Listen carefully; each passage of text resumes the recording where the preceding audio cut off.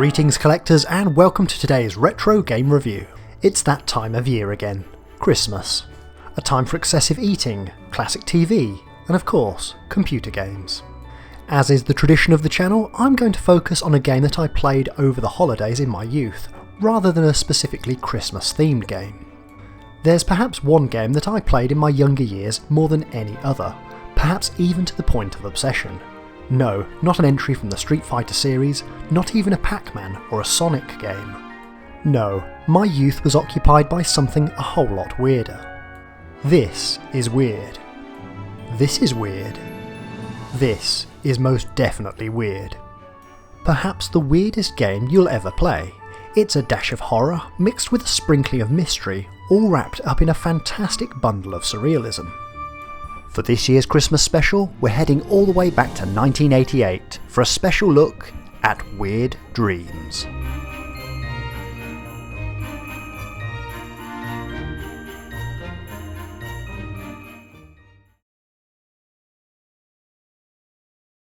When I was growing up in the 80s, I loved my Commodore Amiga 500. It was the computer that changed my life. If it weren't for that Amiga, I may never have pursued computing throughout my life in the way that I have. Those early positive experiences with this machine were to lay the groundwork for a lifelong interest. To this day, that Christmas gift of the Commodore Amiga is one of the most important influences on my life. One of the most influential games I played back then was this game, Weird Dreams. To this day, it remains one of the most challenging, creative and groundbreaking games of all time in my opinion. The chances are though, you may never have played it. With this being the sentimental season though, I thought I'd share my memories with you through this retrospective. Today we're going to focus primarily on the Commodore Amiga and PC versions of the game, but there are also Atari ST and Commodore 64 versions available.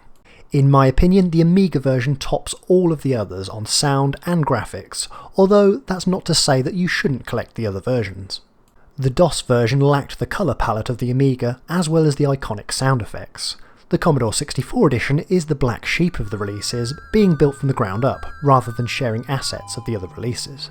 For a Commodore 64 game, it looks rather good, and it's also much more forgiving in the difficulty department, so don't discount this one.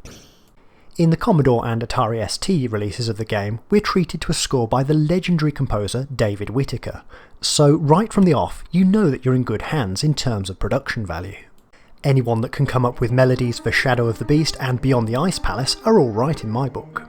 The opening bars present a dreamlike quality and descend into a more disorganised offbeat tune, with a foreshadowing of dreams turning into nightmares.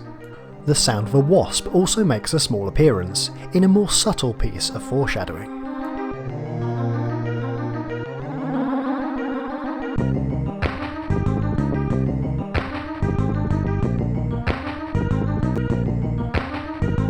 The premise of the game is simple yet strange. You play as a man called Steve going under the effects of anaesthetic as part of an operation. Once under, you find yourself in your very own bizarre dream world. Everything from candy floss machines, turkey monsters and killer schoolgirls will be out to get you. The game is both beautiful and disturbing, and I will say from the beginning that it's quite possibly my favourite game ever programmed for the Amiga. And I don't say that lightly. I obviously have a lot of nostalgia bias for this game, but hopefully I can convey some of the reasons I find it so captivating and its appeal so enduring.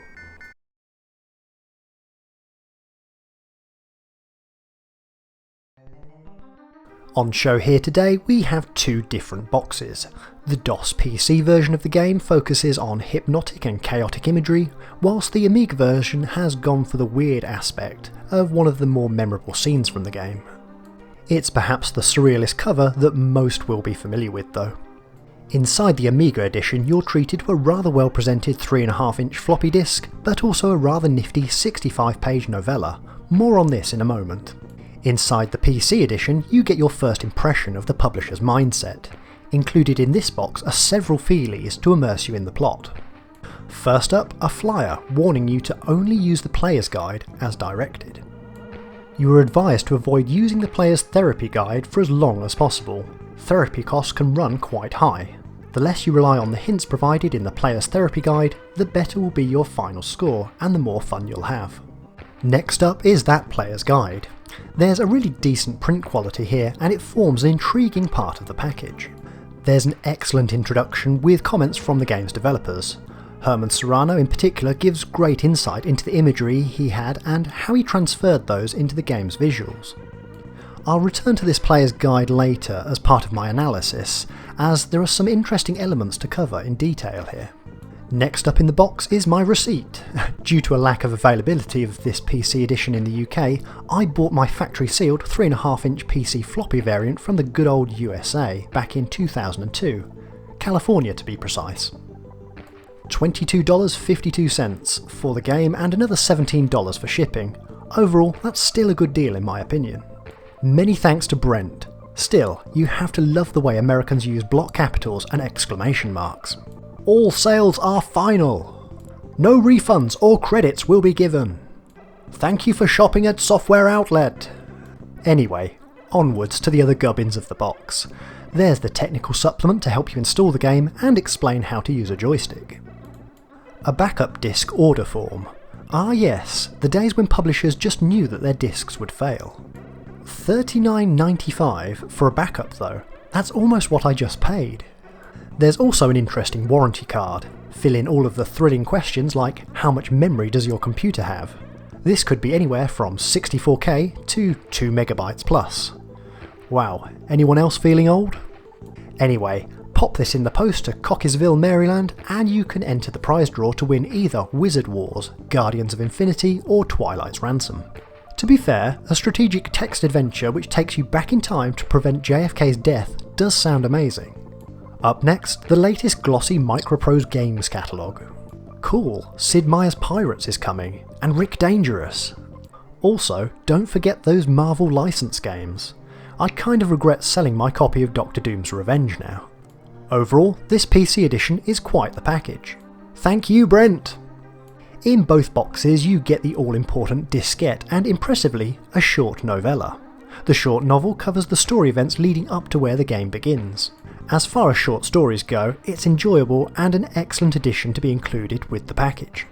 To understand Weird Dreams, or at least get the best from it, reading this novella is essential. Whilst most gamers would perhaps not have read the novella cover to cover, it does go some way to explaining the ambiguous and disjointed nature of the game itself. It provides context that the software played in isolation perhaps lacks. I'll give you the very brief synopsis here, but I do recommend this as a late night read. Essentially, our protagonist, Steve, has a headache one day and takes some medicine from his colleague Emily. Unbeknownst to Steve, Emily has been possessed by a demon. It's this demon that tries to have some fun with Steve as he becomes unconscious. I'll read a few extracts from the novella here just to give you a flavour of what's going on. Day broke over Plymouth, bringing a slow grey sky, damp morose streets, and damp morose milkmen, finished off by a minor surge in the electricity supply as 250,000 clock radios turned on to the early morning show. 2 records after the news, he really had to get up now. Least disgusting pair of boxer shorts, that shirt would do for today, and into the bathroom to shave his teeth. Breakfast, paper, and irresponsible TV weatherman later. Steve had diagnosed his problem. He was feeling a bit peaky, as his mum would have said if she had not been living in North Dakota. Nothing worse than that. Still, Steve mused. Perhaps he was coming down with the flu. Perhaps he ought to get something for it. To really get Monday going, among the junk mail was a note from his dentist reminding him of his 6-monthly checkup, which was, he noticed, tomorrow. Super. In the office, he mentioned his lack of well-being to Emily, a bright girl in the post room he'd got his eye on. He had often wondered whether he should ask her out, just as often decided not to. Never know, keep the friendship going, and who knows what might happen. He'd never noticed, which was a bit insensitive on his part, that Emily was bored with life. More importantly, and this really wasn't his fault, he'd never noticed she was a bored demon. One of those mythical creatures who spend their eternal lives pushing misery, evil, and discord. The story moves forward as Emily gives Steve something to drink for his headache, and this has unusual effects. This manifests itself the next day as he goes to the dentist. There's lots of interesting references within the novel, and it really helps set the scene of how Emily is trying to get into Steve's subconscious once he gets into hospital. And really that's all you need to know for now, but I would definitely recommend reading the book in your own time. You'll definitely pick up on a few little nods to the House and Garden magazine 1972 and some of the settings that do appear within the dreams, or at least kind of little inclinations of them. Without some of this knowledge, would you really have context for what's going on here? The orbs, the girl, the operation. Without the backstory, these are all just disjointed themes. It all comes back to that important distinction in gaming hobbyists. The gamers that simply play games and those that collect the physical media. It's reminiscent of the original Alone in the Dark big box experience. If you don't own the weapons manual or the mystery examiner, have you really experienced the game as it was intended? Physical collectibles aren't just a gimmick, they're the developer's way of helping set the scene and immerse you in the experience.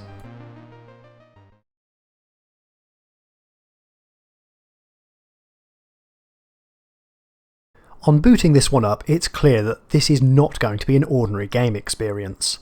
Even on the initial loading screen, you're treated to surrealist imagery that has stood the test of time. As alluded to, if you hadn't read the novella, you would already be at a loss as to what's happening. At this point, Steve's operation begins and his journey into the subconscious commences. You start the game right in the thick of the action by being dropped into a candy floss machine. That's cotton candy for my American audience. That's Zuckerwatte for my German audience, and hilariously Barbapapa for my French listeners. From here, you'll need to take the candy floss that is stuck to you into the funfair. There, you'll be greeted by a rather large and rather scary wasp. No worries though, share your sugary treats with him and entice him onto the next screen. It's here that you'll be able to steal that orb he carries that you've had your eye on. With some precision timing, swat him away, steal the orb and run like hell into the Hall of Mirrors.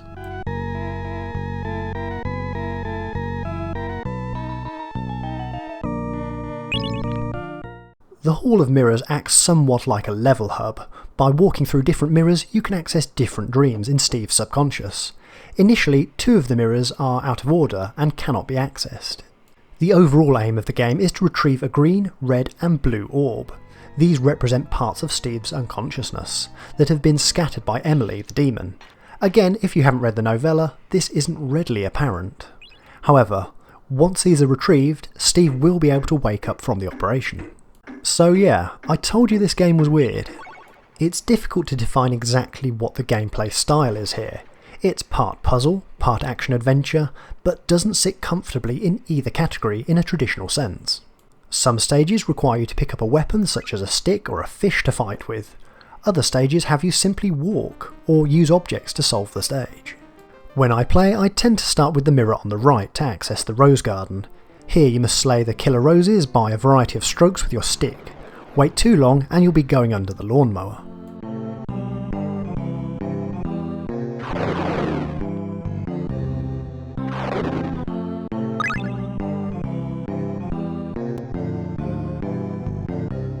Progress from this screen and you will be forced to play with a killer girl and a hungry football.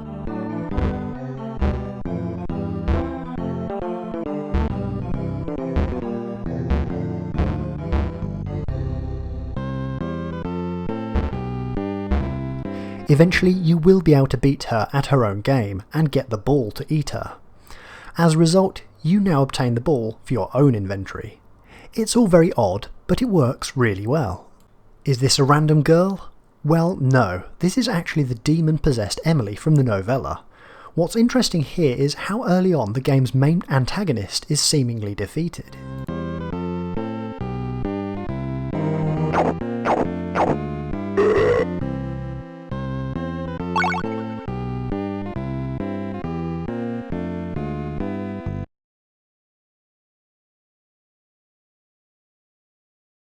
As you complete each screen, you will add to the percentage completion bar.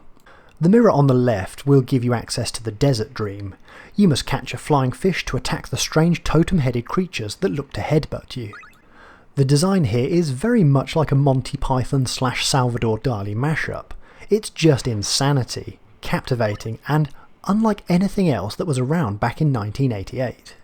To be fair, there's not too much else like it around in gaming decades later.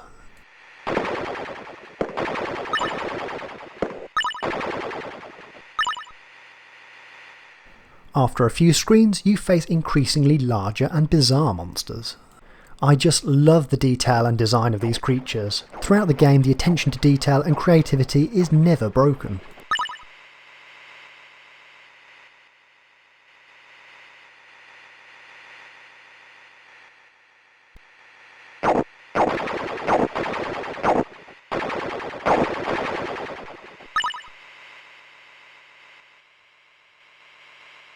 Eventually you will progress to a statue containing one of the orbs.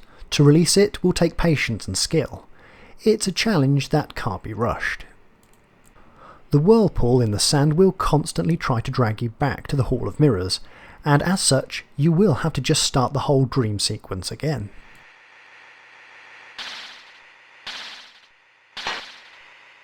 Having freed the orb though, you will be free to exit via the whirlpool. Again, not an instinctive move. Most gamers would surely exit via the right side of the screen. This would in fact leave you stranded. This is one of several unintuitive elements of the game's design. However, with orb collected, feel free to exit via the whirlpool and into a single screen known as the swamp. You can walk a small way across the screen, but you'll quickly become stuck. For those of you paying close attention, you'll notice that the football is now bouncing up and down, trying to attract your attention. Hit the help key on the Amiga and your newfound friend will clear a path for you.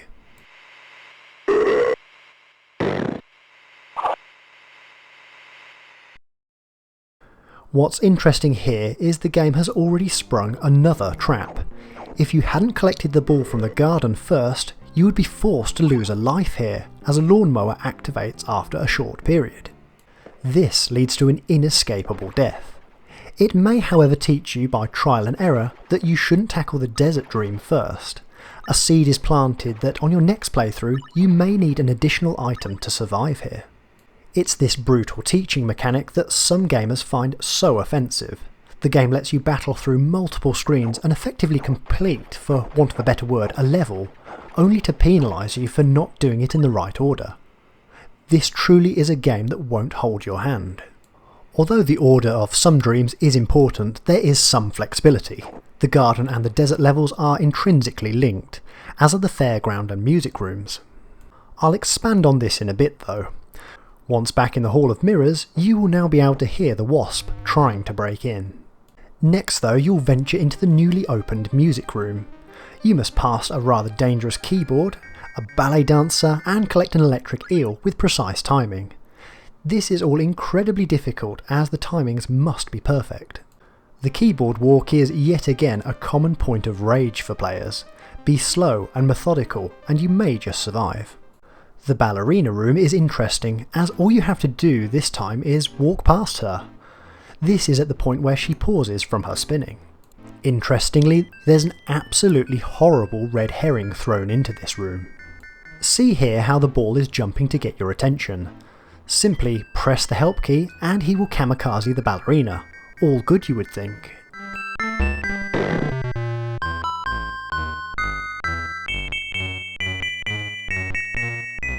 But now the ball is dead, and had you used this method prior to the swamp, yet again you would lose a life there. That's some next level teasing from the developers. Of course there's then another keyboard sequence from hell before onto a much calmer room. Simply pluck the electric eel from the tank at the time when it's not electrified. This is all about pattern management.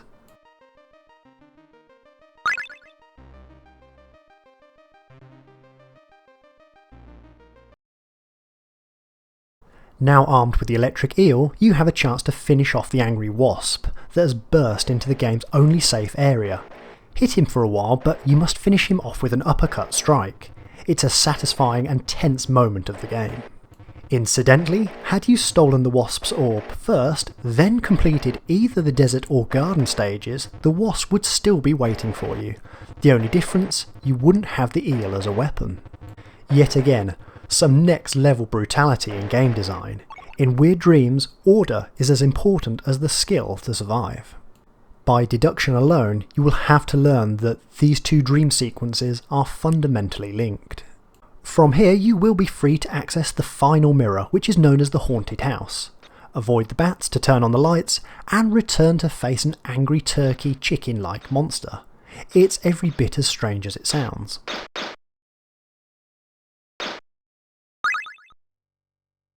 There is no way to kill the turkey/chicken monster, you must just swing over him. Just look at what's going on here and tell me this isn't weird.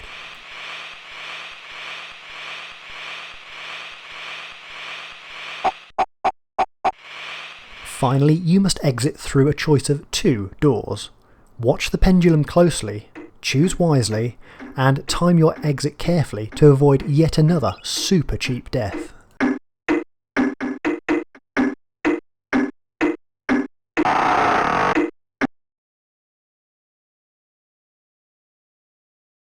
We're now onto the final screen though, to face the brain eye creature. Only whilst the eye is open can you successfully hit the smaller brains to release the orbs and have them reabsorbed.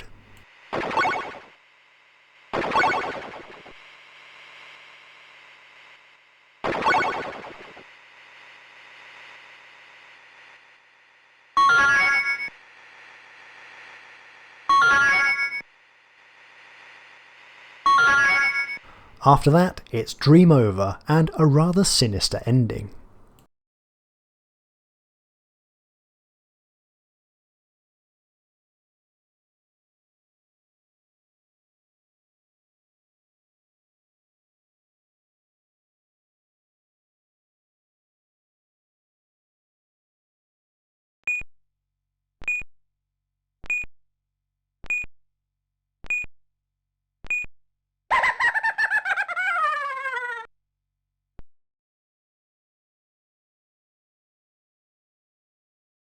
Graphically, Weird Dreams is a masterpiece. I never tire of the unusual imagery and the graphic illustrations. This is a game from a time when games could dare to be different and artists really could put their own stamp on things. Large studio control over the creator's vision was nowhere to be found. This truly was a liberating era for gaming. It's also one of the few elements of the game that gamers can all agree on. The game simply looks stunning. In terms of audio, there are some nice touches here. The Desert Dream is ambient and sparing on sound, whilst the angry buzzing from the wasp is simply terrifying. The ever-present death scream is also particularly memorable.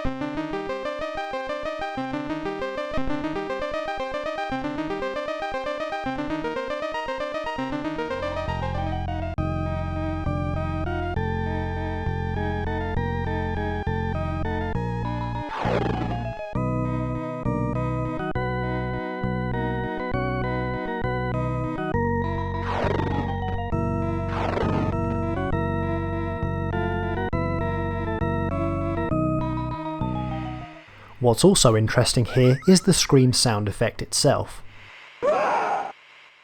Yes, that one. Roll the clock forward a few years to a game called Alien 3 for the Sega Mega Drive and Genesis.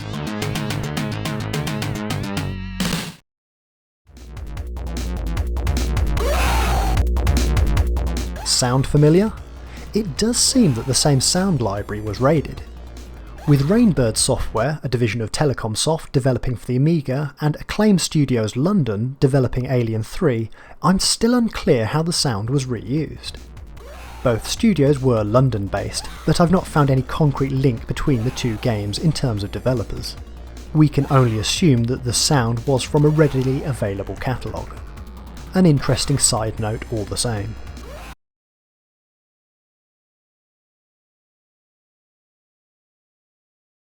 It's fair to say that Weird Dreams received a mixed bag of a reception upon release.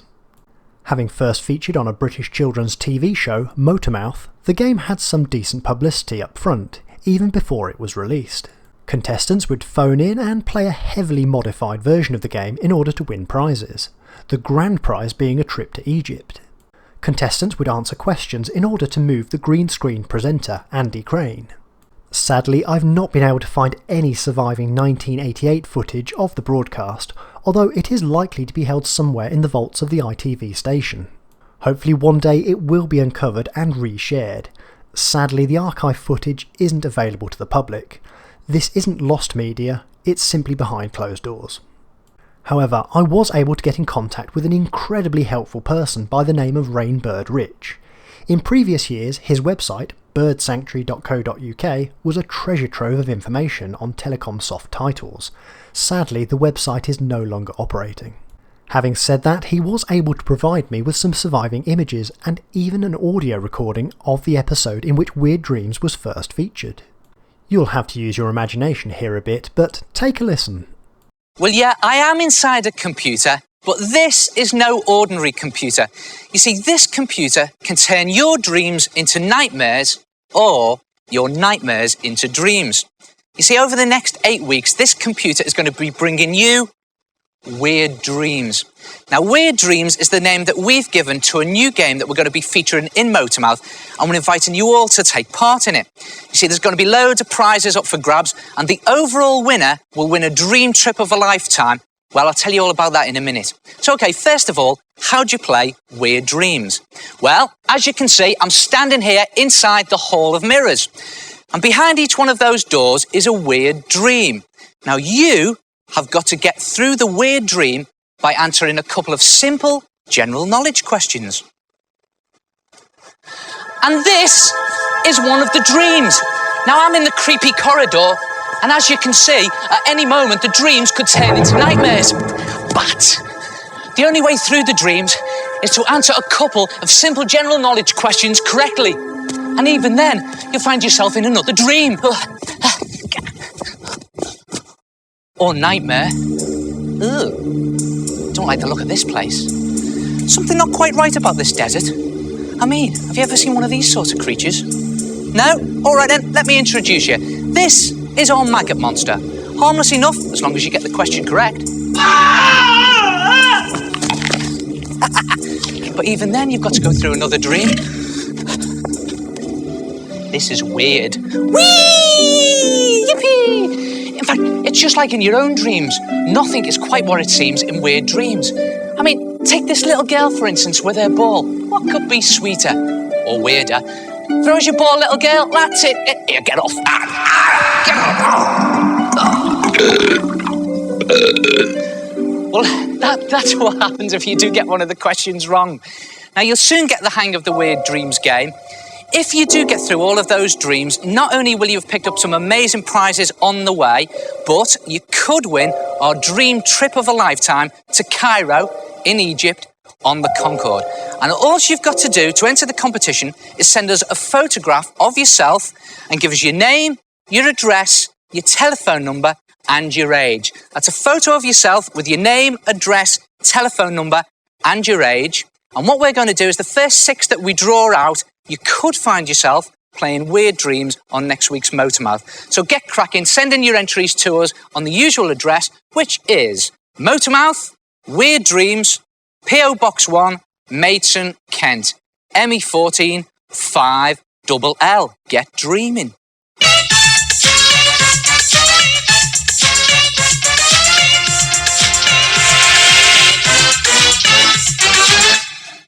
Absolutely fantastic prize there. I almost wish I could enter it myself. I remember Weird Dreams being featured on this show, and this recording really stirs up fond memories. Once again, thank you so much Rainbird Rich for sharing. You're a credit to the retro gaming community. Upon wider release, the jury was out on whether Weird Dreams was a hit or a miss. Computer and Video Games magazine awarded an overall dismal 59% for the game, the high point being 83% for the graphics and a low of 49% for value. I tend to disagree with this grading of course, but can 100% understand the reviewer's frustrations. If you can't get past screen 1, then yes, value here is pretty low. If, however, you invest some time in exploring the background story and working out the nuances and secrets of the game, well, it's right up there with the best of them. I appreciate some gamers may have felt quite cheated though, at the lack of easy progression. However, I feel this was very much a game measured by the standards of games that came before it. Weird Dreams doesn't fit the neat shape of a platformer or even a traditional puzzle adventure game. As such, it was prone to being misunderstood by general audiences. That risk in its execution is very much what polarises opinion on the game to this day. Sadly, reviews were generally less than forgiving, most reviewers not enjoying the controls and the lack of game structure. At times, it's almost as if the reviewers weren't sure what to make of it, so ended up pretending that they had played it for long enough to review. AUI magazine clearly got caught out in their 5 out of 10 2-paragraph review by stating an incorrect number of orbs to collect. Also, these doesn't have a J in it. There was at least one reviewer ahead of his time though, and willing to go the distance, Gary Penn of the 1 for 16-bit Games magazine. I'll read you a short extract of what he had to say. The designers set out to create an interactive nightmare, and they've certainly succeeded. Weird Dreams is stunning. It's one of the most bizarre concepts yet seen on computer, being more of an experience than a game in the traditional sense. In terms of gameplay, Weird Dreams falls somewhere between Dragon's Lair and a piece of cinemaware interactive fiction. It's easy to get engrossed in Herman Serrano's off-the-wall observations, but difficult to leave, like the dream you find yourself trapped in. The crazy graphics are uncomfortably familiar and generate unease, a feeling enhanced, or made worse, by some suitably odd sounds, although in the case of the tumbling sequence, the lack of sound makes the effect all the more dreamlike. The disjointed nature of the sequence and the slow control of the character is also too realistic for comfort, especially when attempting to escape the clutches of some of the more unusual creatures. The near-perfect and thoroughly absorbing execution of such an innovative concept makes Weird Dreams a landmark in computer entertainment. It's hard, but not impossible. Someday, all nightmares will be dreamt this way. His overall score was 90%. I personally feel he nails this review by understanding that this game is fundamentally something different to the other offerings of the day. A blend of interactive nightmare with a less than traditional presentation. Critics and gamers alike are sure to disagree on this one. It's either something you have to fully embrace as a concept, or forever just keep pointing out that it's not like the more traditional games that you can get into. If I personally have one criticism of the game, it would be the difficulty, and trust me, I'm not alone in this one. You begin the game with just 5 lives, no health bar, no continues, and no way of collecting extra lives. Most gamers will simply resort to turning on the unlimited lives cheat just to see a fraction of what this game has to offer. The unlimited lives cheat in itself is rather inventive.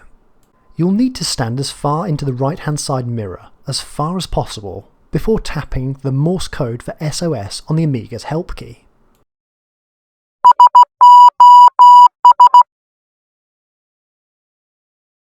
This is a game that's just full of invention and secrets. As an added weird feature, after you've activated the cheat, try holding down the fire button and down. Oh look, it's a woodworm.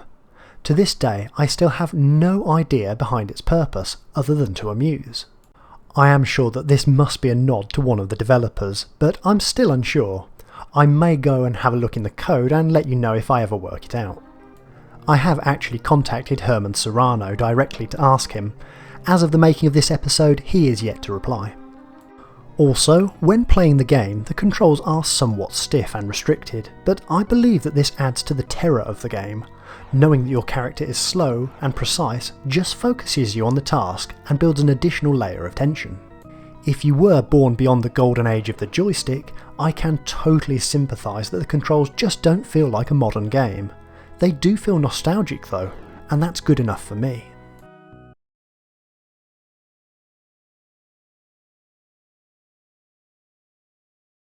It's at this point I'd also like to return to that player's guide in order to answer some of the game's biggest criticisms.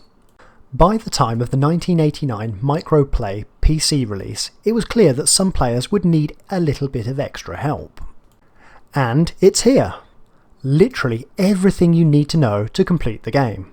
So if you hear modern reviewers give this one a hard time, just remember the game was originally distributed with this document in mind to support you, and the novella for context.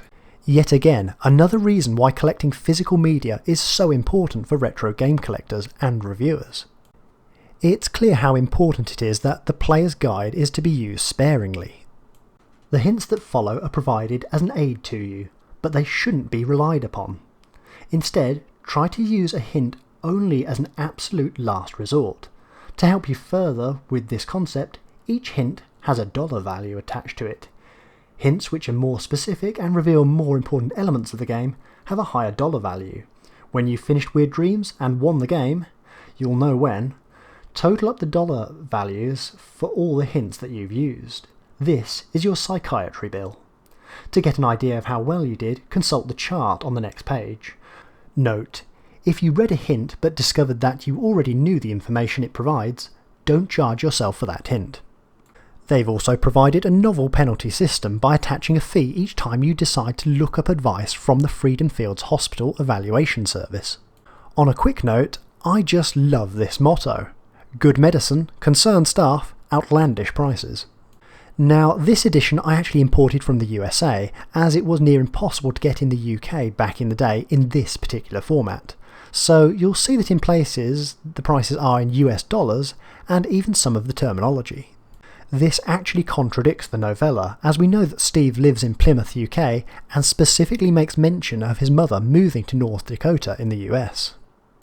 The Americanization flows through into the hints index, and my assumption is that this guide was not written by the original developers. A long story short, British-based Telecom Soft licensed and ultimately sold off the Rainbird label to Microprose by this point, who then released this under their Microplay label. Anyway, in terms of Americanized English, we have reference to a cotton candy machine.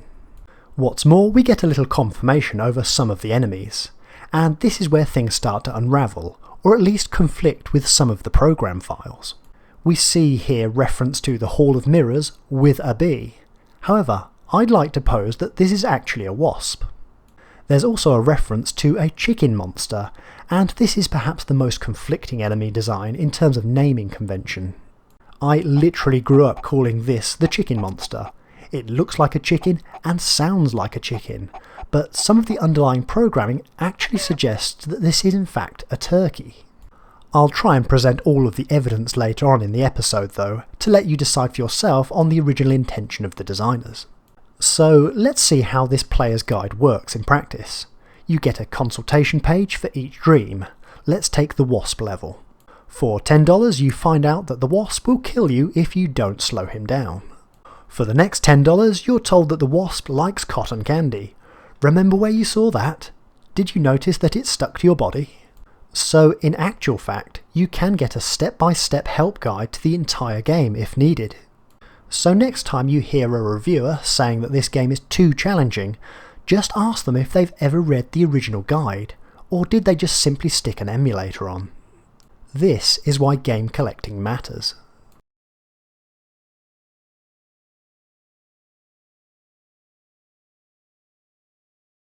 I'm obviously a huge fan of Weird Dreams and try to champion it to other gamers whenever I get a chance. The site birdsanctuary.co.uk ran for many years and had some nice resources regarding the development of the game. Sadly no longer with us and not captured by the Wayback Machine. It's clear that this game was lovingly crafted rather than simply made to fill the store shelves. Due to its nature, Weird Dreams has developed a small cult following over the years, and complete boxed editions have become increasingly scarce. Recent eBay listings have topped £159, that's over $200 if you prefer. This puts the Amiga edition in an awkward position, out of reach for most casual collectors. As yet, the PC version with the alternative artwork and full box content is more expensive to collect. As mentioned, I was lucky enough to purchase mine factory sealed some years ago, although I have opened the box carefully because I do believe that games are meant to be played with. As this edition very rarely appears for trade, there is no current trade value available.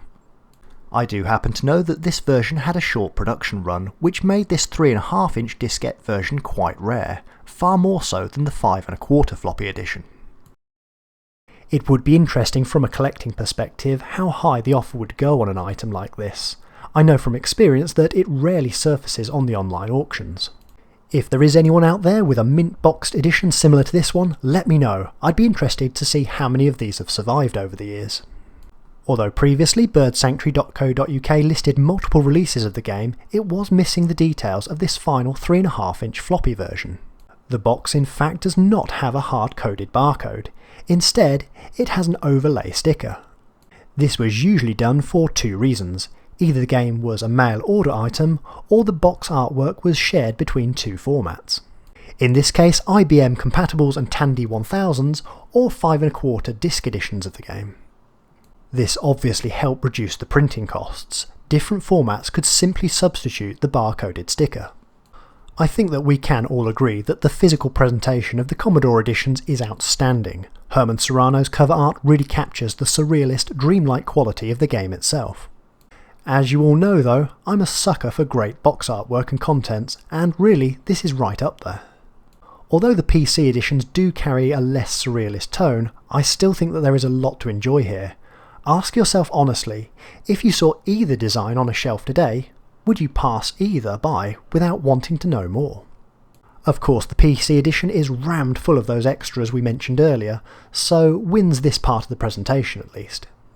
My assumption is that Microplay, a label of Microprose, had slightly deeper pockets when it came to the PC editions than Telecom Soft when it came to publishing the original Amiga presentations.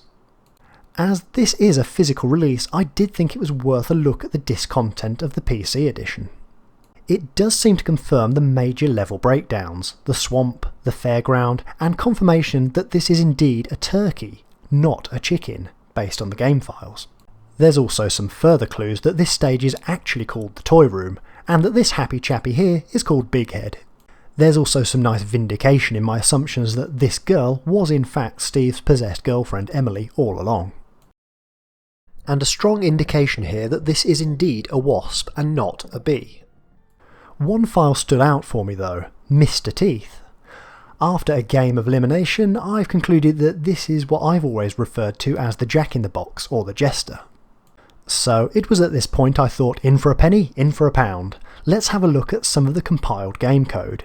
Ideally I was looking for any strings, that's text to you and me. On occasions you can find additional hidden notes embedded in the code. Initially this was all in an attempt to work out what that maggot/worm Easter egg is all about. There was a point I got very excited as I found the string section. Words like noradrenaline, veggie Humpty Dumpty, cocaine and Philadelphia were falling out at me. Of course these are simply the copy protection codes. Well, if nothing else, we've just cracked this disk's password protection system. Then there is the obvious art files and option menu settings. Overall though, nothing to write home about. I then briefly turned my attention to an image of the Amiga edition. Okay, straight out of the gate, Rob Northern Computing. This is the game's copy protection mechanism. This was a common feature at the time to prevent straightforward disk duplication. I also found the expected level graphics files in a similar order to that of the PC edition. My quest to find out the meaning of the worm may have failed, but at least the due diligence was done. Quite often over the years, Weird Dreams is pigeonholed as a horror game, and you'll certainly see this in Halloween countdown lists. I was even in two minds myself whether this should be this year's Halloween special on the channel. Instead, I wanted to save it for the Christmas episode, as it was more meaningful to me. Whether Weird Dreams is scary enough to classify as a true horror game is up for debate. It certainly has an unusual deep blend of surrealism with horror elements throughout the design. It's perhaps best described as nightmarish. And that nightmare concept stems from Herman Serrano's own experience at the dentist. It's said that a trip to the dentist caused him to develop a fear of teeth, and that is somewhat noticeable within the game's design. Once it's pointed out to you, you can't fail to see it. Teeth. Teeth. Teeth. Teeth. Teeth. Teeth. Teeth.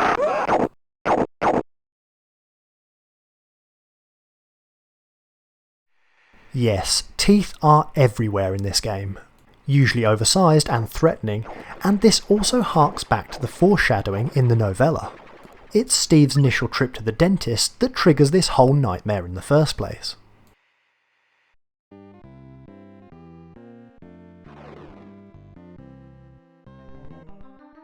The design of just about everything in Weird Dreams is weird and wonderful. It really does live up to its name, without any concessions. The freedom of creating games like this now seems a world away in the current climate. It feels handcrafted and loved. It's made for the vision of the creator and not just the potential audience. The creators seem to have stuck with their pure vision and delivered on it.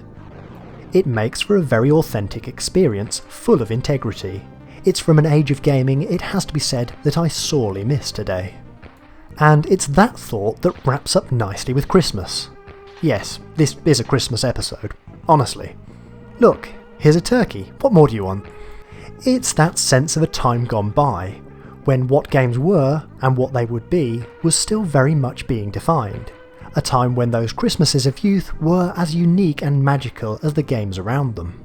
Weird Dreams is simply one of those games that takes me back. Seen as an imperfect game through many eyes, but one of great vision and thought for those that sank their time into it. In an age where deaths were cheap and there was no internet to look up the answers, finding the solution to this one was something special. No matter how you play this game in modern times though, in terms of 80s gaming, this one really is a must play. You may not like it, you may not enjoy it, but you won't regret having tried it. If you enjoy a fresh and unusual game challenge, then this could be the undiscovered gem for you. If you're into unusual games or games by Rainbird, then this is an absolute must-own game. It's quirky, offbeat, and one of the most memorable games I've ever played. I can't really think of any other game quite like it. Over the years I've spent hours enjoying playing Weird Dreams, and really do consider it one of my favourite games of all time. I'm not sure that any game since has been quite so distinctive and true to its objectives. Incidentally, if you are interested in Weird Dreams, I've also uploaded a playthrough with commentary on the channel for a more casual look at the game. Trust me, it was a lot of fun to put together, and it's a great way for you to see all of the game's content. One more thing. The game is insanely difficult, so make sure you prepare yourself for lots of this.